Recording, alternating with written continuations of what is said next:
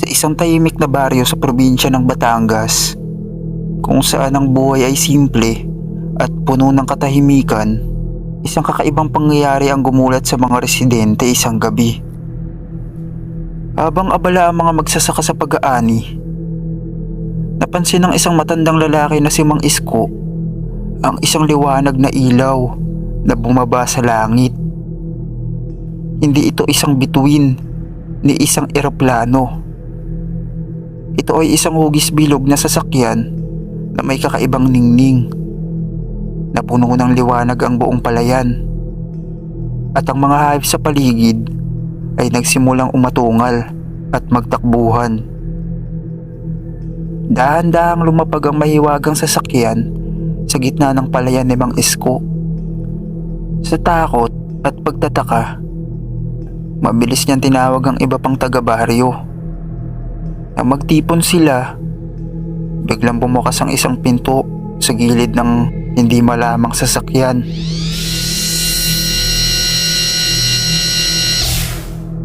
At lumabas mula rito ang tatlong kakaibang nilalang. Matataas, kulay pilak ang balat, at may malalaking mata. Laking gulat ng lahat nang magsimulang magsalita ang isa sa kanila sa pamamagitan ng isang tunog na parang musika. Naintindihan naman ito ni Aling Marta, ang guro ng baryo. Gamit ang kanyang matalas na pakiramdam, sabi ng mga nilalang, sila ay naligaw habang naglalakbay sa kalawakan at aksidenteng napadpad sa mundo. Sa halip na matakot, pinakitunguhan sila ng mga taga-baryo ng may kabaitan. Pinakain sila ng suman at buko na ikinatuwa naman ng mga bisita. Sa loob ng isang gabi, nagkaroon ng kakaibang pagsasama ang mga tao at ang mga nilalang mula sa ibang mundo. Bago sumikat ang araw, inayos ng mga nilalang ang kanilang sasakyan at muling lumipad pabalik sa langit. Bago sila umalis, iniwan nila ang isang maliit na kristal na nagliliwanag, isang alaala mula sa kanilang maikling pagbisita sa maliit ngunit mabuting baryo. Hanggang ngayon, sinasabi ng mga matatanda sa baryo na ang kristal ay nagbibigay ng kakaibang swerte sa kanilang ani. Ngunit para kay Mang Isko at sa iba pang nakasaksi, hindi lang tayo ang nilalang na naninirahan sa unibersong ito. Lumipas ang maraming taon mula nang unang bumisita ang mga kakaibang nilalang sa baryo ni Mang Isko. Ang kristal na iniwan nila ay patuloy na nagliliwanag tuwing kabilugan ng buwan, na parang may hinihintay na pagbabalik, at dumating na nga ang gabing yun. Sa kalangitan ng dilim, isang malakas na ugong ang gumising sa buong baryo. Muli, bumaba mula sa langit ang isang malaking bilog na sasakyan. Ngunit sa pagkakataong ito, mas marami at mas malalaki ang mga sasakyan.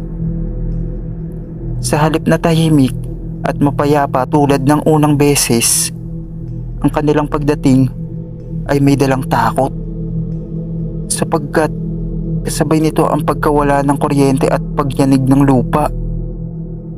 Lumabas mula sa kanilang sasakyan ng mga pagay, ngunit iba na ang kanilang anyo. Mas matangkad, mas matigas ang balat na parang bakal, at ang kanilang mga mata ay hindi na maamo, kundi malamig at walang damdamin. Lumapit ang isa sa kanila kay Mang Isko, na ngayon ay matandang mahina na, ngunit hindi nawawala ng tapang. Kami ay bumalik, kaibigan. Sabi ng nilalang. Kami ay bumalik, kaibigan. Ngunit hindi upang tumulong, kundi upang kunin ang amin. Naguluhan ng mga taga-baryo. Ano ang ibig niyong sabihin? Tanong ni Aling Marta, na ngayon ay isa ng pinuno ng baryo. Ang kristal na iniwan namin noon ay hindi isang regalo. Ito ay palatandaan, isang pang-akit para sa iba pa naming mga kasama. Sa loob ng maraming taon, inaral namin kayo, pinag-aralan ang inyong kahinaan, at ngayon, handa na kaming sakupin ang inyong mundo. Biglang nagliwanag ang langit. Maraming sasakyan ang nagsidatingan. At mula rito ay lumabas ang daan-daang nilalang na may hawak ng kakaibang sandata. Sinubukan ng mga taong tumakbo. Ngunit sa isang iglap, maraming bahay ang nawasak. At ang iba ay biglang nawala na parang usok. Nais lumaban ng mga taga-baryo. Ngunit papaano nila malalabanan ng isang kaaway na hindi nila naiintindihan? Mabilis na kumalat ang kaguluhan, hindi lang sa baryo, kundi sa buong bansa. Mula sa Maynila hanggang sa pinakamalayong probinsya, nagising ang lahat sa katotohanang hindi sila handa sa ganitong pagsalakay. Ngunit sa gitna ng takot, isang lihim ang natuklasan ni Mang Isko. Ang kristal na iniwan ng mga pagay noon ay may kakaibang enerhiya. Isang bagay na hindi nila inaakalang maaaring gamitin laban sa kanila. Sa huling sandali, habang ang mga nilalang ay abala sa kanilang pananakop, kinuha ni Mang Isko ang kristal at itinapat ito sa pinakamalapit na nilalang. Biglang nanginig ang katawan ng nilalang at sa isang iglap, ito ay nawasak na parang abo. Napagtanto ni Mang Isko at ang kanyang mga kasamahan na ang kristal ay may kapangyarihang lumaban sa mga nilalang. Ipinasa nila ito sa iba pang mga tao. At sa unang pagkakataon, nagkaroon ng pag-asa ang sangkatauhan. Nagsimula ang isang matinding labanan sa pagitan ng mga tao at mga nilalang. Marami ang nagbuwis ng buhay. Ngunit sa tulong ng kristal, nagawang paalisin ng mga tao ang mga pagay. Sa kanilang huling pag-alis, nagbitaw ang kanilang pinuno ng babala. Hindi ito ang katapusan. Babalik kami. At sa susunod, wala nang makakatakas. Ngayon ang mundo ay hindi na tulad ng dati. Ang mga takot at paghahanda ay naging bahagi na ng bawat isa. At sa tuwing nagliliwanag ang kristal sa kabilugan ng buwan, isang tanong ang bumabalot sa isipan ng lahat. Kailan sila babalik?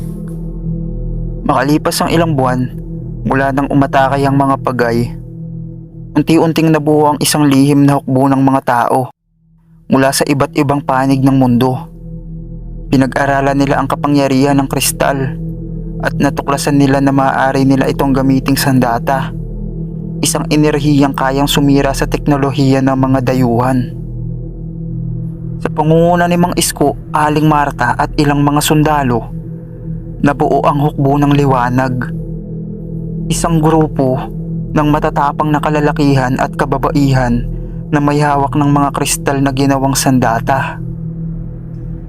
Alam nilang babalik ang mga pagay, ngunit sa pagkakataong ito, hindi na sila tatakas, sila ay lalaban na. At dumating na ang inaabangang araw. Muling nagdilim ang langit at mas maraming sasakyang bilog ang bumaba sa mundo. Sa halip na matakot, sinalubong ito ng hukbo ng liwanag na may matitibay na kalooban. Sa unang pagkakataon, hindi na sila ang biktima. Sila na ang mandirigma. Ang labanan sa kalangitan at lupa. Sa unang bugso ng labanan, ginamit ng mga pagay ang kanilang makapangyarihang sandata, mga sinag na kayang tunawin ng anumang matamaan nito. Ngunit sa tulong ng kristal, nagawa ng mga tao na baliktarin ang enerhiya at gawing panangga. Sumugod ang hukbo ng liwanag at sa bawat hampas ng kanilang sandata, naglalaho ang mga pagay na parang abo sa hangin. Kahit may matitinding pinsala, hindi umatras ang mga tao. Nagpa siya ang pinuno ng mga pagay na bumaba mismo sa lupa. Isang nilalang na malaki at makapangyarihan kaysa sa lahat. Sinabi nitong, "Hindi nyo kami matatalo. Ang mundo ay para sa amin." Ngunit lumapit si Mang Isko.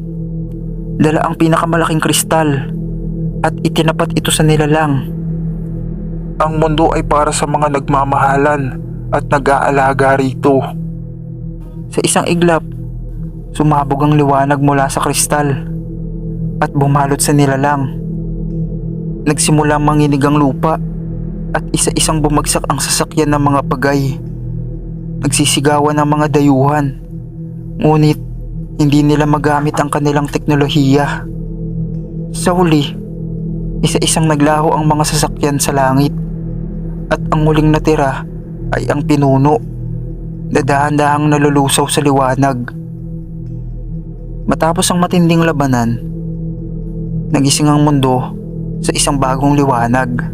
Ang mga nasirang lungsod ay muling itinayo at ang mga natirang kristal ay itinago upang magsilbing bantay sa hinaharap.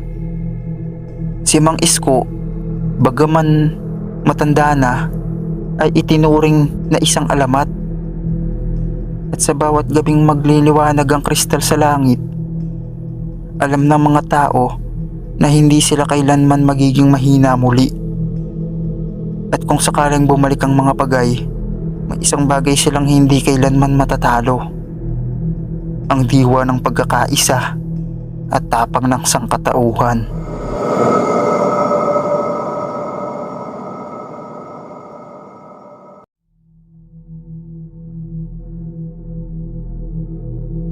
Si Michael ay isang magsasaka na nakatira sa isang liblib na baryo sa probinsya.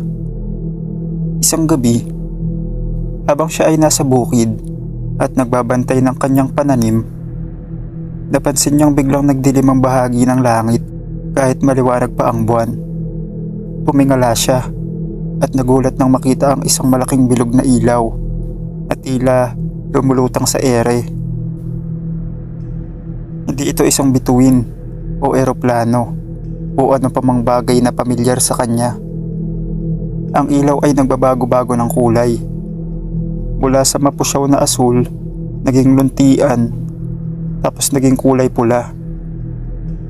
Tila ito ay sumasayaw sa himpapawid, lumilipad ng hindi karaniwan, pabilis, pabagal, paikot-ikot.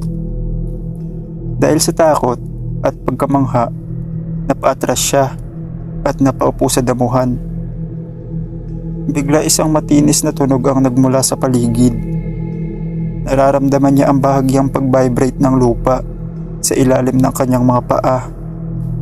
Maya-maya pa, isang malakas na liwanag ang bumalot sa kanya at sa isang iglap, nawala ang kakaibang bagay na yon. Iniwan siyang nanginginig at hindi makapaniwala sa kanyang nasaksihan. Kinabukasan, ikinuwento niya ito sa kanyang asawa at mga kapitbahay. Ngunit marami ang hindi naniwala. "Baka guni-guni mo lang yun, Michael," sabi ng isa. "O baka drone lang," hirit ng isa pa. Ngunit alam ni Michael sa kanyang puso, may nakita siya, isang bagay na hindi niya maipaliwanag.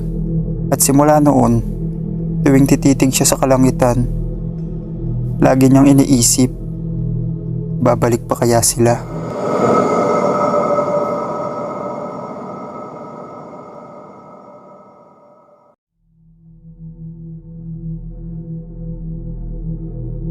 Si Arnel ay isang trekker na mahilig mag-akyat ng bundok. Isang gabi, habang nasa campsite siya kasama ang kanyang mga kaibigan sa bundok, napansin niyang may kakaibang liwanag malapit sa kanila. "Ano yun?" tanong niya sa isa niyang kasama. "Siguro helicopter," sagot ni Benjo. Pero halata sa boses nitong nag-aalangan din siya.